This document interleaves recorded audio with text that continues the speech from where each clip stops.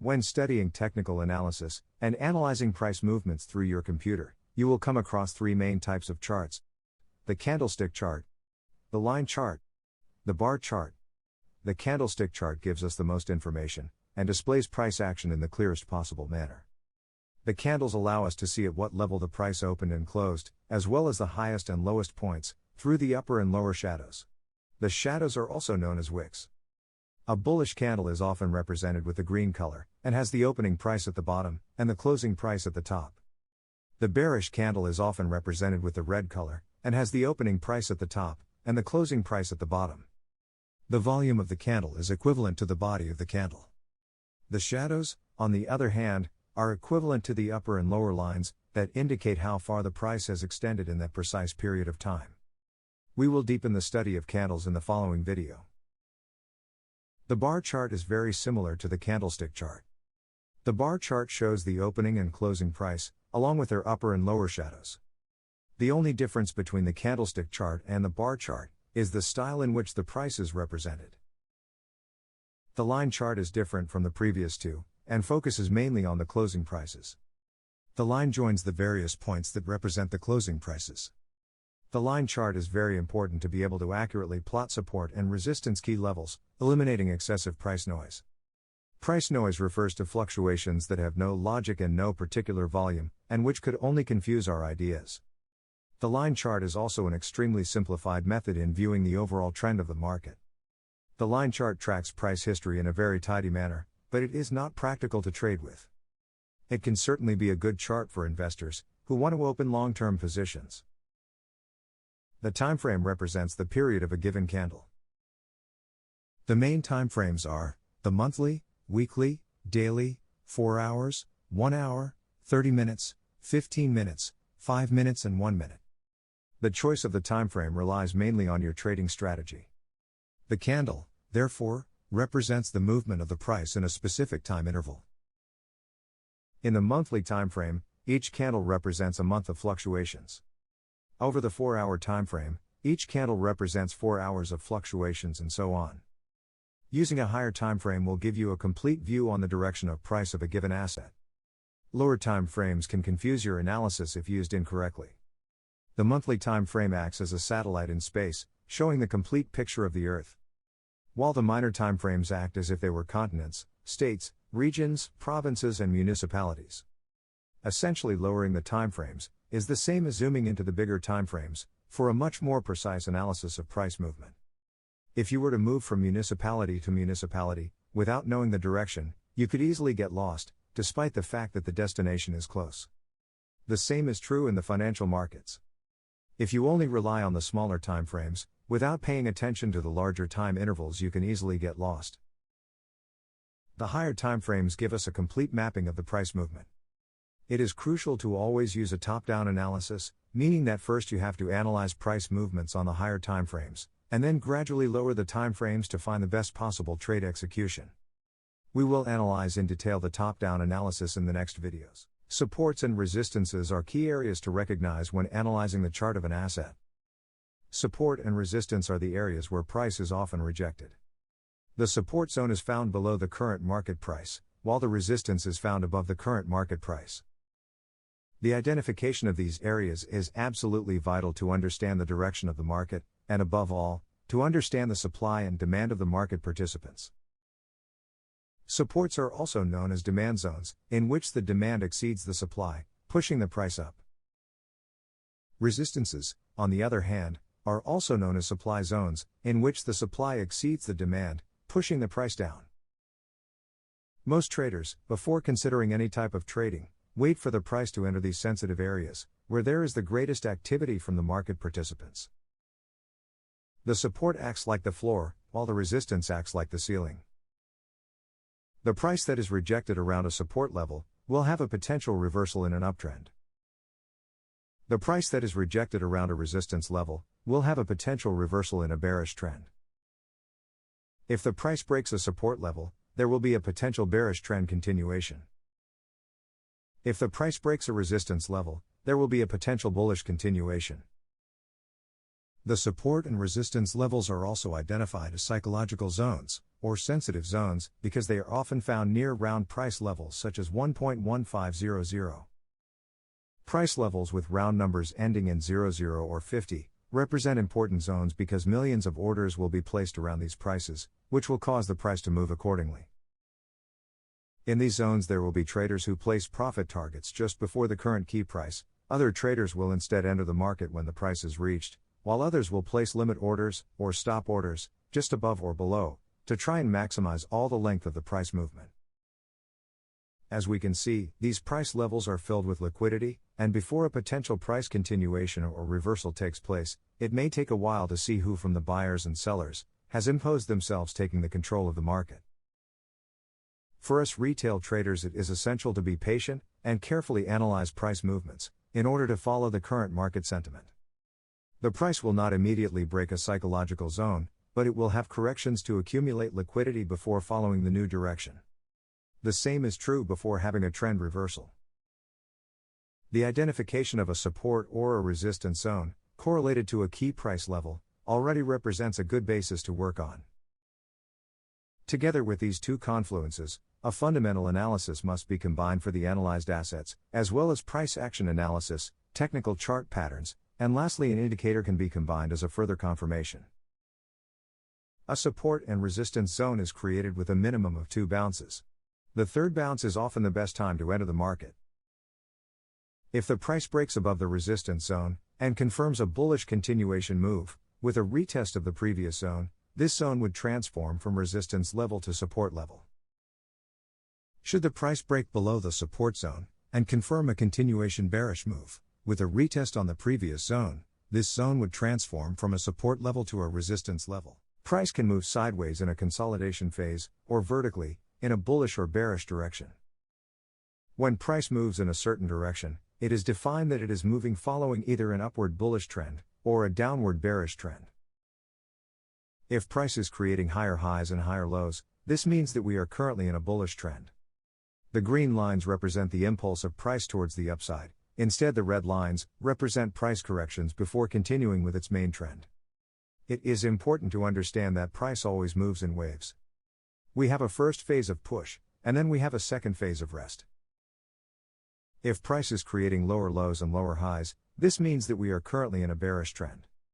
The red lines represent the impulse of price towards the downside, instead the green lines represent price corrections before continuing with its main trend. A trend that follows a certain direction can be sustained thanks to the total liquidity of the participants and traders who push it in that precise direction. Many traders use the phrase "the trend is your friend," which means that it is definitely a good choice to open positions that follow the main trend. Once we have identified the main trend, the position should always follow the trend. Therefore, in an uptrend we should only open bullish positions, and in a downtrend we should only open bearish positions. Corrections can be traded when a trader gathers more trading experience. It is very important to identify the major trend on the bigger timeframes, because it will give you the complete picture of where price is heading at. There can be different trends that occur on smaller timeframes, but you should never rely on them for the long term. The absence of a trend is also known as a consolidation. An absence of a trend is formed when the price is trapped between a resistance and a support. A phase of consolidation found at support is also known as accumulation. Instead, a phase of consolidation found at resistance is also known as distribution. In a consolidation phase, you should open bullish positions near the support level and bearish positions near the resistance level. Price action is the analysis of price over a given period of time. In trading, the concept of price action refers to a methodology based on the study of the price movement. The price movement creates specific candle and pattern formations that are continuously repeated, giving us potential signals to predict future movements. Price action is the study of how traders have previously acted, as well as their beliefs in a specific period of time. Reading price action is like reading a book. It is important to read what price closures are telling you and act consequently. Do not anticipate any price movement. Price action is best used when studying it on the 4-hour and 1-day timeframes, because on these time intervals, just 1 or 2 candles are enough to give us a trading signal. When we analyze the price action of our chart, we must always take into consideration the main direction of the trend, together with areas where price could react strongly, such as key support and resistance levels. Candlesticks are the purest form of price action that provide a visual picture of what is occurring in the market and suggest the future movement of prices. Candlesticks give a lot of information, and you must learn to read them the same way you read the words of a book. The study of candlesticks is a very ancient discipline that developed in Japan to be able to understand the future trend of the financial markets. Japanese traders used candlesticks to analyze the first Dojima rice market. Candles can be bullish or bearish. Both candles have an open, close, high and low point. The highest and lowest point of each candle is always the same. The shadows are the highest and lowest lines of the candles, also known as the tails, or wicks. Let's analyze some of the basic candlesticks that you will find on the chart. These type of candles indicate a tie between buyers and sellers. No one has managed to dominate over each other. These type of candles indicate that buyers were in control of the market, but sellers managed to impose themselves and pushed price back down, regaining control of the market. These type of candles indicate that the sellers were in control of the market, but buyers managed to impose themselves and pushed price back up, regaining control of the market. These type of candles represent a strong continuation of their respective trend. Doji candlesticks are one of the most important, representing equilibrium between supply and demand in the market. These candlesticks give a clear trend reversal signal, and it is really important to be able to identify them. Doji candlesticks have a small body that appears as a thin line, and also have the same opening and closing price. This indicates current indecision by the market participants. When a doji is formed on the chart, you must give special attention to the preceding candlesticks. You must also understand if price is fluctuating near key support or resistance levels, or if it is following a strong trend, for a major confluence to enter the trade. Doji candles indicate indecision, meaning that neither buyers or sellers were able to gain control, with a result that is essentially a draw between the bulls and the bears. The candle moves quickly in one direction, or in both, and closes very near to the opening price. There are four main types of doji candles: the long-legged doji, the dragonfly doji, the gravestone doji, and the four-price doji. The long-legged doji has a long upper and lower shadow which is almost equal in length. This doji represents a balance between buyers and sellers, and if found near resistance or support levels, it could indicate a potential reversal. The dragonfly doji has a long lower shadow, and indicates that sellers moved the prices lower during the session, and by the end, buyers pushed price back up to the opening price. It has a very small or even absent upper shadow. The gravestone doji is the opposite of the dragonfly doji, and it has a long upper shadow and an absent lower shadow. This candle shows that buyers moved the price up during the session, and by the end, sellers pushed price back down at the opening price. The four-price doji has no upper and lower shadows, and if it does, it is really short. This candle is very rare and gives rise to potential trend reversals. This candlestick is mainly found in the lower timeframes. It is important to always ask yourself specific questions when observing the charts. What is the candlestick closure communicating to me? Does it confirm or contradict the previous candles? Did the candle break above resistance or below support? Does the candle confirm my analysis? Understanding what price action is telling you is the most important part of trading. Continuation chart patterns are technical price behaviors, in which, after a short consolidation phase, price continues to follow the current main trend. The main continuation chart patterns are flags and wedges. Flags are short phases of consolidation that occur in the opposite direction of the main trend, and are characterized by two phases. In the first phase, we have a rapid rise or fall of prices depending on the current trend. In the second phase, we have oscillatory price movements, contained in a limited range of price, also known as the flag. The flag is therefore tilted downwards or upwards, depending on the current trend, and bounded by two parallel lines which represent the support and the resistance levels. Once the flag has finished its short correction, price will resume following its initial trend. Wedges are continuation patterns that can be found in both an uptrend and a downtrend. Wedges form when price corrects from the current trend and moves into a phase of price consolidation, creating highs and lows that become tighter and tighter. The bullish wedges have the apex of the triangle pointing downwards. The bearish wedges have the apex of the triangle pointing upwards. Once a continuation pattern has been identified, it is important to understand the possible targets of the trade, meaning to study where to place the take profit and the stop loss correctly. To determine the take profit of a continuation pattern, simply calculate the length of the bullish or bearish movement before the consolidation phase, and double it. The stop loss will always be positioned above or below the pattern that has been created. Reversal chart patterns in technical analysis are graphic figures that create an inversion of the current trend. To trade reversal patterns, it is therefore necessary that there is a reference trend to be reversed. The importance of these type of patterns varies according to their size and duration.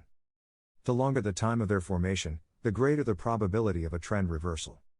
The main reversal patterns are the double top, the double bottom, the triple top, the triple bottom, the head and shoulders, and the inverse head and shoulders.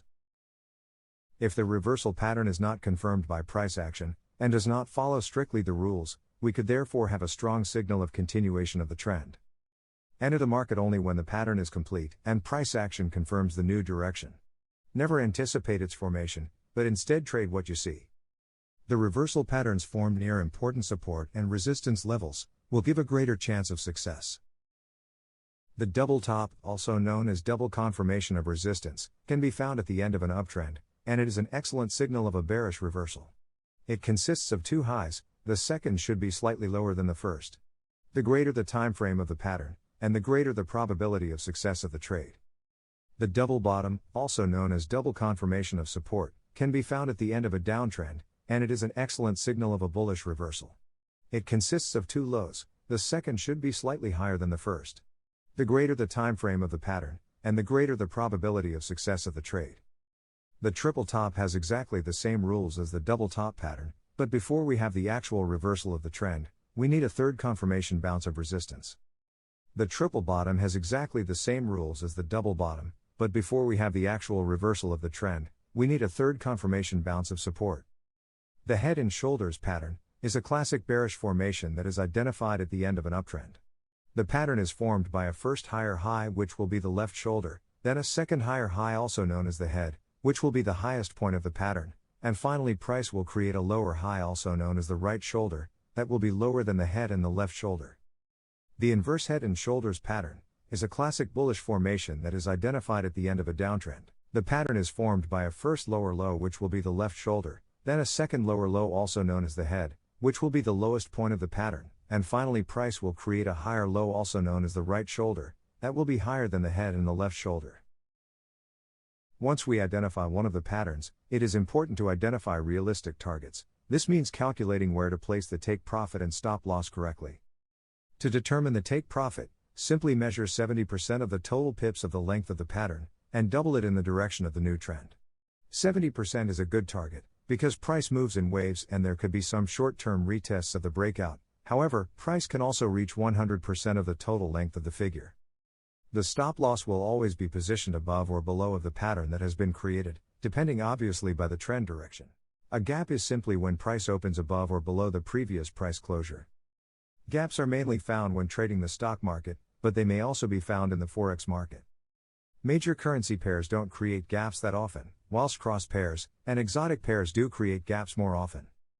Gaps can occur between the various sessions, at the daily closure of price, and at the reopening of the market after the weekend. One of the major currencies that likes to open with gaps is the New Zealand dollar. In fact, it is defined by some as an exotic major pair. Exotic pairs create the most amount of gaps, because they are much more volatile. When trading exotic pairs, it is recommended to keep a low percentage of risk, with a stop loss positioned at a strategic distance, giving space to the price movement. When gaps are formed, they tend to be filled back up or down. This may happen immediately or it may take some time, but in both cases it will get filled. If a gap occurs and it is getting filled immediately at the reopening of the market, or after the daily closure, be aware that spreads may be very high, and you should avoid entering the trade. If instead the market doesn't show signs to fill in the gap immediately, it will then act as a future target, when price will confirm its new direction. If you are a short-term trader, be aware of gaps because they might temporarily influence your trade. If you are a long-term trader, gaps will not influence your trades because you have bigger targets. It all comes down to using a correct risk management for your trades. If you apply a correct risk management, you will not have any problems even when gaps are formed.